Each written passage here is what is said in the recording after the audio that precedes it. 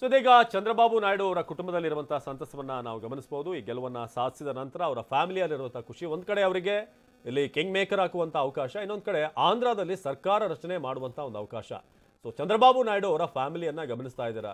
ಕೆಲವೇ ಒಂದು ಸಮಯದ ಹಿಂದೆ ಚಂದ್ರಬಾಬು ನಾಯ್ಡು ಅವ್ರನ್ನ ಜೈಲಿಗೆ ಕಳಿಸಲಾಗಿತ್ತು. ಅಲ್ಲಿಂದ ಅವರು ಕಂಬ್ಯಾಕ್ ಮಾಡೋದಂತ ರೀತಿ ಅದು ಎಷ್ಟು ಮಟ್ಟಿಗೆ ಜಗನ್ಗೆ ಹೊಡೆತ ಕೊಡ್ತು ಆಂಧ್ರದಲ್ಲಿ. ಜೊತೆಗೆ ಪವನ್ ಕಲ್ಯಾಣ್ ಚಂದ್ರಬಾಬು ನಾಯ್ಡು ಅವರ ಜೊತೆಗೆ ನಿಂತಂತ ರೀತಿ ಇದೆಲ್ಲವೂ ಕೂಡ ಪ್ಲಸ್ ಆಗಿದೆ.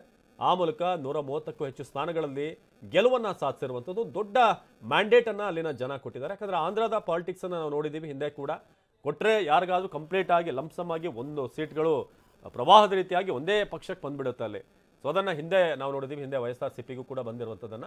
ಸೊ ಈಗ ಚಂದ್ರಬಾಬು ನಾಯ್ಡು ಅವರ ನಿವಾಸದಲ್ಲಿ ಕೇಕ್ ಅನ್ನ ಕತ್ತರಿಸುವ ಮೂಲಕ ಎಲ್ಲರಿಗೂ ಕೂಡ ಸಿಹಿ ಹಂಚುವ ಮೂಲಕ ಈಗ ಸಂಭ್ರಮಾಚರಣೆ ನಡೀತಾ ಇದೆ. ಒಂದು ರೀತಿ ಡಬಲ್ ಜಾಕ್ಪಾಟ್ ಅಂತ ಹೇಳ್ಬೋದು. ಒಂದು ಕೇಂದ್ರ ಸರ್ಕಾರದಲ್ಲೂ ಕೂಡ TDPಯ ಒಂದು ಪಾತ್ರ, ಹಾಗೇನೆ ರಾಜ್ಯದಲ್ಲಂತೂ ಈಗ ಅವರೇ ಕಿಂಗ್ ಆಗಿದ್ದಾರೆ ಚಂದ್ರಬಾಬು ನಾಯ್ಡು. ಈಗ ಅಲ್ಲಿನ ಒಂದು ಚುಕ್ಕಾಣಿ ಹಿಡಿಯೋಕೆ ರೆಡಿ ಆಗ್ತಾ ಇದ್ದಾರೆ. ಸೊ ಚಂದ್ರಬಾಬು ನಾಯ್ಡು ಅವರ ಮನೆಯ ದೃಶ್ಯಗಳನ್ನು ನಾವು ನೋಡ್ತಾ ಇದ್ದೇವೆ.